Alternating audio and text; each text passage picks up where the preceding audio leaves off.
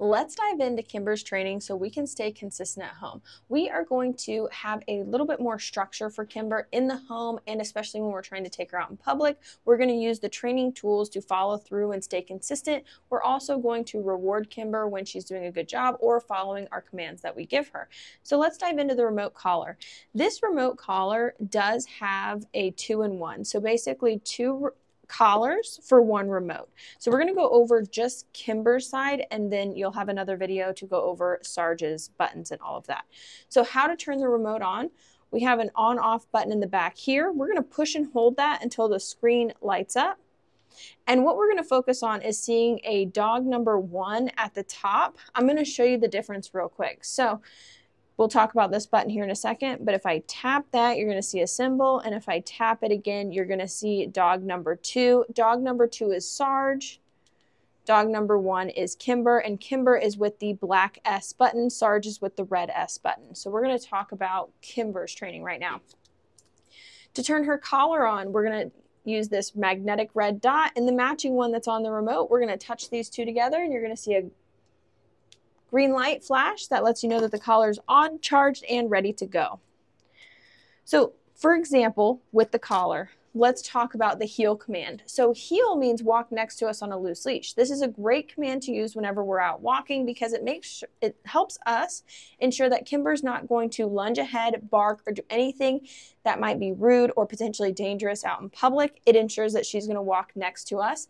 If she tries to walk ahead, we're going to tell her no, follow through with the black S button, and then tell her heel again. So the sequence is no, we're marking the incorrect behavior with a verbal cue, following through with a physical cue, and then giving her the command again because she understands what heel means through repetition. So no, heel, and that is if she does anything other than walk next to us on a loose leash. We also have the prong collar. This is the collar that your leash is going to be attached to. So to put this on and take it off, we need to slide the prongs, pop the collar off, put it around Kimber, and then you're going to pinch these two together to pinch the collar back on to Kimber. We're going to attach the leash to the D-ring. It swivels. We don't want to attach it to the circle. We want to attach it to the D-ring. And when we need to use this to follow through to help guide Kimber in what we're doing, it's going to be a quick pop and release, not a pull. So for example, heel, she's walking next to us on a loose leash. If she gets tempted to try and walk forward for any reason, no, pop and release, heel. So no is marking the incorrect behavior. It's letting Kimber know what action she's doing is not appropriate. We follow through, and then we tell her heel so that she can potentially get a reward for doing the correct behavior for us. And then of course, when she is walking next to us, we're going to praise, pet, and reward with treats to let her know, hey, I like this action. Continue to do so. So that would be what you want to use whenever you take her out on walks. 90% of your walk should be in the heel. The other 10% you can tell her free, which is her release command, and she can sniff around and go to the bathroom and things like that. So free means she's not in a set command. So let's move on to sit. Sit's pretty easy. We want her to sit at doorways because this is going to help us not have her burst through the door and walk ahead of us. Instead, we have her sit. We open the door, and then we can either step through and tell her free, or we can heel through the door together, whatever is easier for us in the moment. If she doesn't listen to the command, we're going to follow through with our training equipment. We want to be really strict and consistent in the first couple weeks that she's home. That way we are setting the tone for success for the rest of her life for training. So you want to be really consistent when you ask her to do something. If she doesn't, we're going to follow through. If she does, we at minimum praise her. So that is the door manners, of course. Then we have down. Down means lay down and stay in the spot. And you've seen this before in videos, and you're going to see it here again at the store in later videos coming up. But down means lay down and stay in the position we put you, right? If she gets up from the position or she doesn't lay down when we ask, we're going to say no and follow through. Now, with certain circumstances, you're not going to always use the remote collar, and you're not always going to use the prong collar, right? It depends. So if something scares Kimber and she gets up and moves away from it, we're going to gently guide her back to the area with the leash and gently put her back into a down. This is to show her that, hey, you still broke the rules, but we understand that this thing was scary, so we want to make sure that you are comfortable and you can be brave about it, but we're not going to use the remote collar there, because I don't think in that moment you have to decide, did she mean to break the rules or was she just nervous? So we kind of have to play it by ear, and it depends when you're going to use one or the other. But if it's in a normal situation and she's just like, I don't want to do it, I don't want to lay down, I don't want to stay down, then we're going to use both to get her back in the down position. So again, marking the incorrect behavior of getting up with a no, follow through with either the remote, prong collar, or both, and then put her back in the down position. Now with the down, we don't free from a distance. So we're not going to put her in a down, walk 15 feet away, and then call her to us. We always go back to her, reward, then free her from the down command. Same thing with place. We don't free from a distance with the place command. So the difference between the down, stay, and the place is that as long as all 4 feet are on the boundary, she is on place.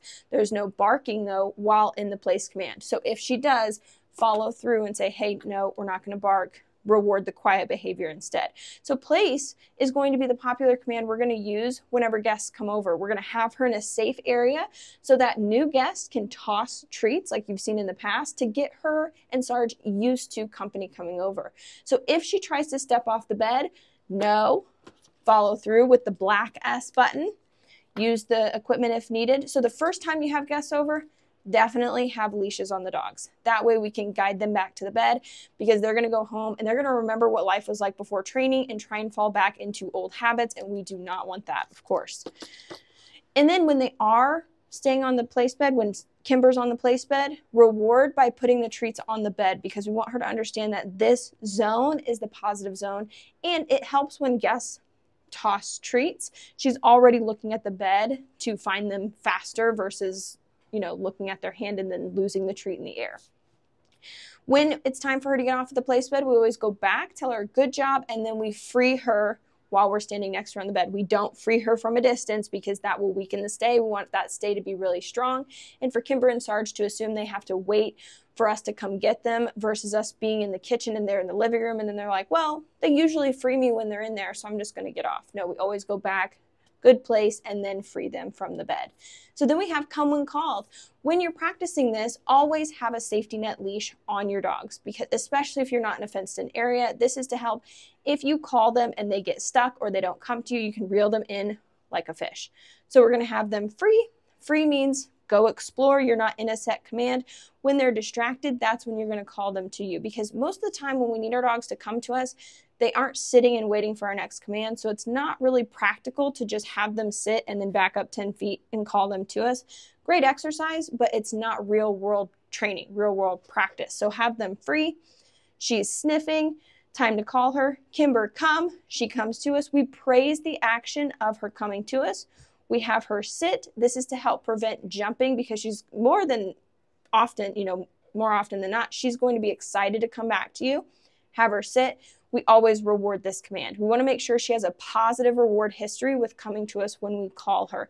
Reward history is just having a positive association of doing a behavior over and over and over again. And then we can choose to tell her free, or we can change her leash and have her heel, whatever is next on the agenda. And then we have leave it. Leave it means don't grab that. So practice with dogs safe foods, drop it on the floor, a good distance from her. If you drop it right in front of her and she just has to lean down to get it, it's going to be hard. But toss a treat or something on the floor, tell her leave it. If she does, great. If not, follow through. Oh, backing up real quick to come when called. If you call her and she's like, no, this is really interesting, and she doesn't come to you, no, follow through, call her to you. So to get the gist of everything, when Kimber does the commands that you're asking her to do, praise, pet, treats. You want to reinforce that she's listening to our commands. If she decides not to listen to your commands, you're going to follow through. Say no, follow through with the equipment. Sometimes it's one, sometimes it's the other, sometimes it's both together. It just depends on the situation that you're in. If it's a situation she's comfortable in and she's been in numerous times before, probably both. If it's one or the other, it just depends on what's going on around. If she's scared and just needs a little reminder, leash. If we're practicing come when called, we want to use the remote collar first for that. So we are trying to discourage the unwanted behavior while encouraging the wanted behavior. And of course, go at Kimber's pace when it comes to new people. We start off really slow and we work our way to having them become friends. Over time, she should get better. Okay, so we're going to go over the other features of the remote collar at the very end of the video. So what I want you to do is have fun, stay consistent. Now we're going to show you Kimber's commands.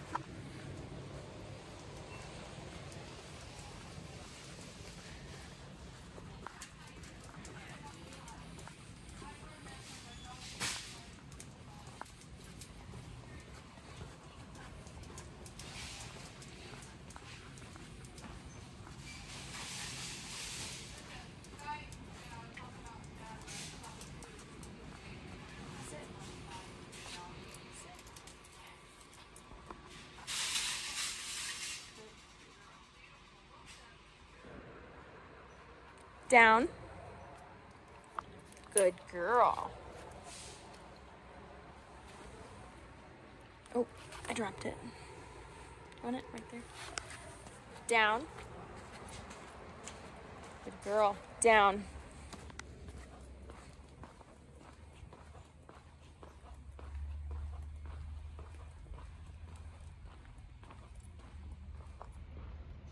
Down.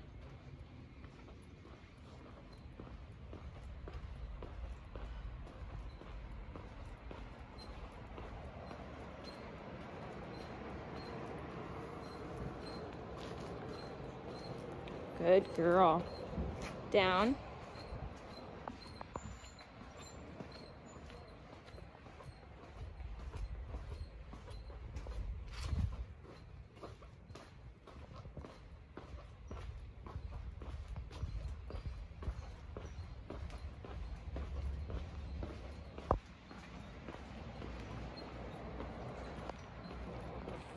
Good girl. Good down.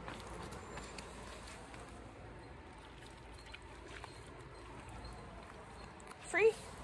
Good girl.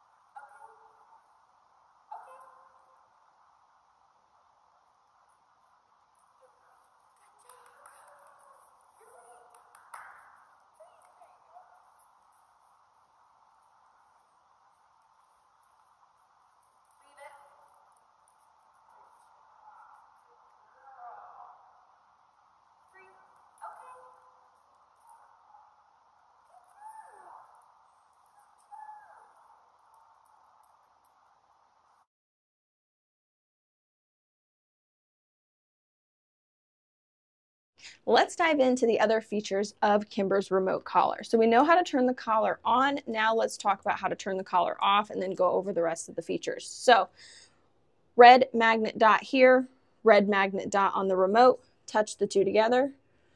Red light means it's off. Green light means it's on. You want to turn this collar on before we put it on Kimber. This battery life should last 2 days as long as you turn it off at night. So turn it on 12 to 14 hours. It should be able to stay on, and she should wear this the whole time. Unless you're not home and you're putting her in a crate, then you can take it off. But as soon as she's out of that crate, it goes back on. This is going to help prevent her from becoming collar savvy. Collar savvy means she's only going to listen when she knows this is on and good to go. So you want to make sure this goes on every day, just like you put on glasses or you put on a watch every day. That way she knows that no matter what, you have the ability to redirect her behavior.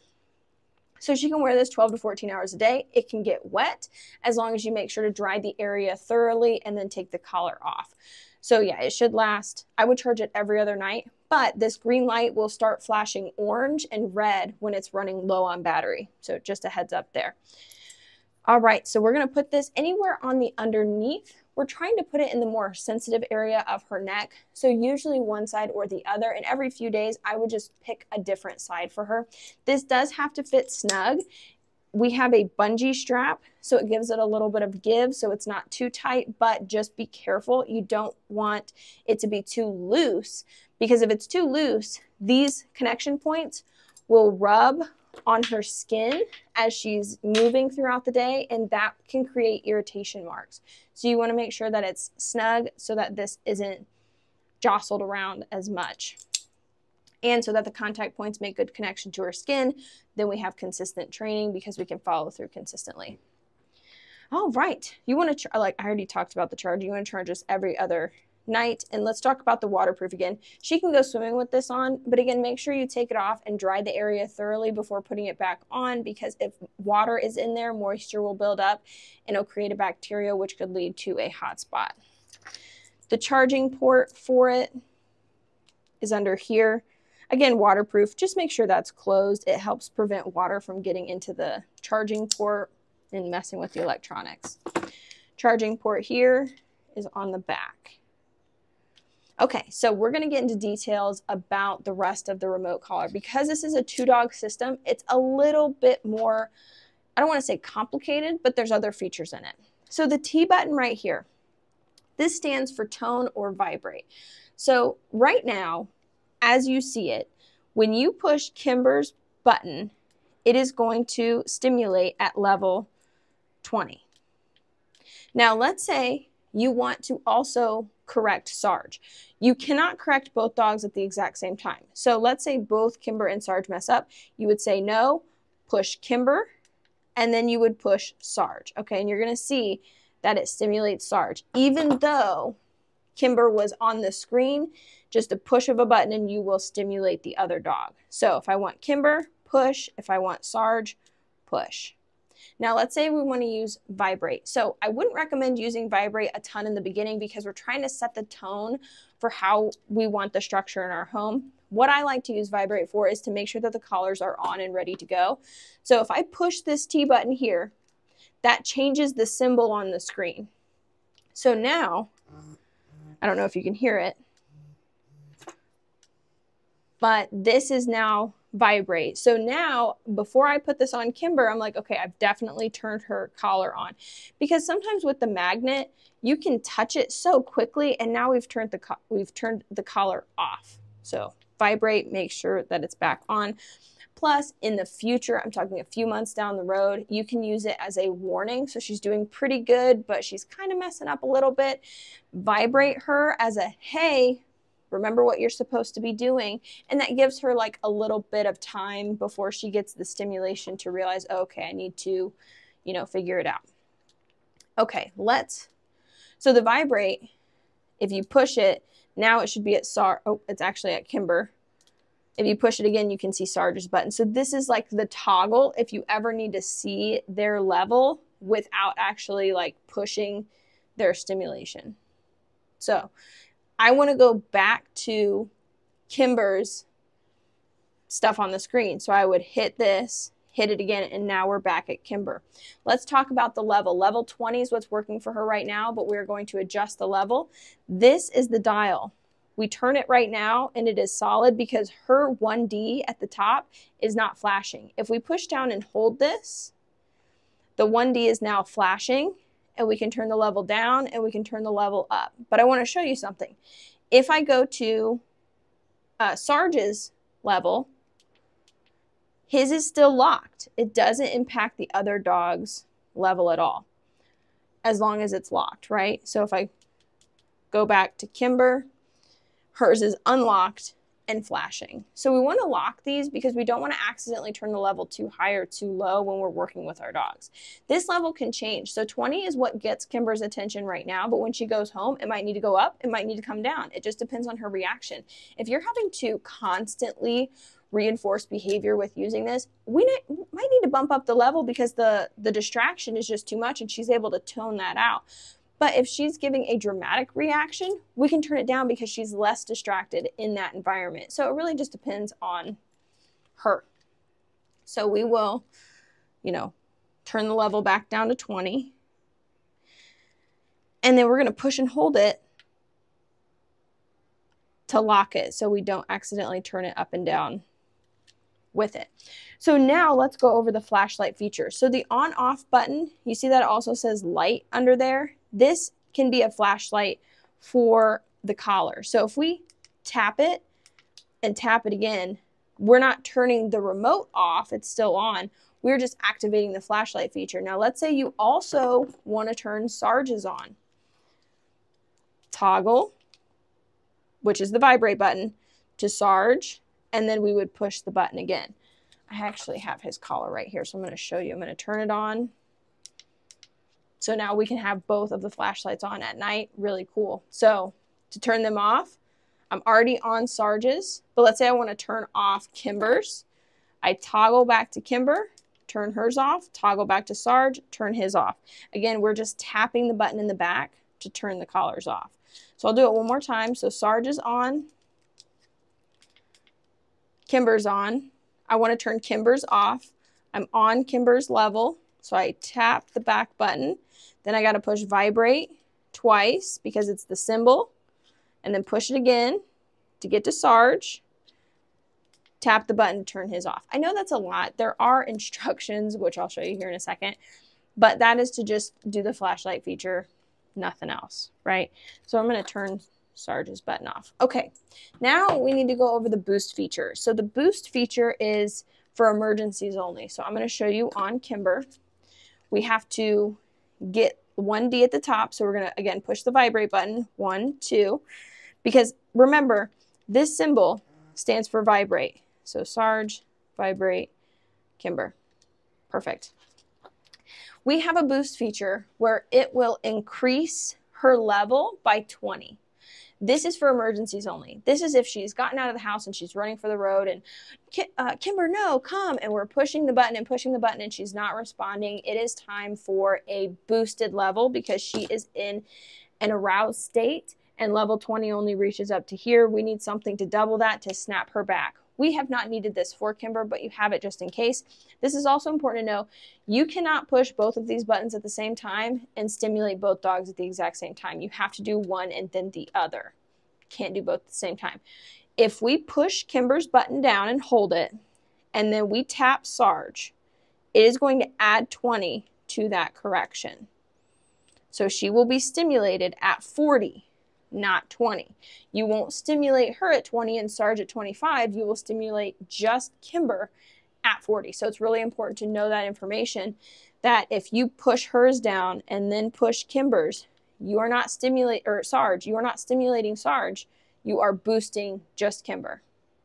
And it's the exact opposite. If you push and hold Sarge, you're going to and then touch Kimber's, you are going to boost Sarge, not correct them both at the same time. So I would probably make sure that your thumb is on it instead, or you know what each finger, who that's designated for, so you don't do both at the same time. Because see how there I stimulated Sarge, because you cannot push both at the same time and stimulate the dog's equally. You are just boosting one of them. So again, emergencies only. We have not needed this for them, but it's really important for you to know that so you don't stimulate too much. Okay. And then, yeah, the on-off button, again, push and hold that and it shuts the collar, the remote off. So this comes in your box, all this fun stuff. Now you can do clicker training. We just opted to use verbal instead, but this does come with a clicker. This was the original strap for Sarge, but again, we like the bungee. It's just so much easier to put it on and take it off. Plus, you know, this is a good fit. Now you might have to adjust it, of course, as they grow and whatnot. Kimber should be pretty good, but you can adjust it with this belt buckle style. If you go with the original straps, you're going to have to do that belt buckle every single time. And there's no bungee for any give. So I like that part. The charger. You can charge all of the equipment at the same time because it comes with an attachment. So you can attach these, right? So now you can charge the collars and the remote all in one. So again, every other day is how you want to charge these because you don't want to burn up the battery charging it every night. And usually when they're dead, they only take a few hours to charge. They do not have long hair, so you don't need to worry about these extender prongs. We didn't use them. I wouldn't worry about them because they don't have long, thick hair. Their hair is pretty short. But this is the tool to change it out if you ever need to know about it, but you shouldn't. All right. And then the instruction manual, of course, is at the bottom. So we went over everything, but I know sometimes seeing it on paper is a little bit, you know, it's helpful. So that is in there. This does have a 2-year warranty. So if anything happens to the collars or the remotes, just contact the company and they should send you a replacement and then show you how to pair. Like, let's say, for example, Kimber's collar just stops working for whatever reason. They'll send you a new one and then they send you instructions on how to pair this with your remote because they don't just automatically pair. You pair them together. So yeah, that is it. So even though Sarge's collar is black, it's because it's the bungee. But again, it's the red button for Sarge.